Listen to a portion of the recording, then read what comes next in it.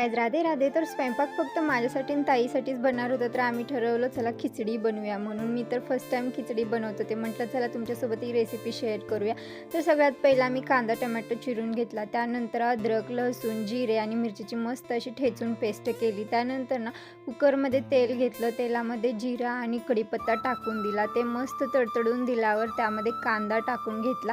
कांदा मस्त असा ब्राऊन होईपर्यंत कांदा असा हलकासा ब्राऊन दिसायला लागला की लगेचच आम्ही ना त्यामध्ये टोमॅटो ॲड करून घेतलेलं, तेही तेलात मस्त असं शिजवून घ्यायचं, तर टेस्ट खूप छान येते.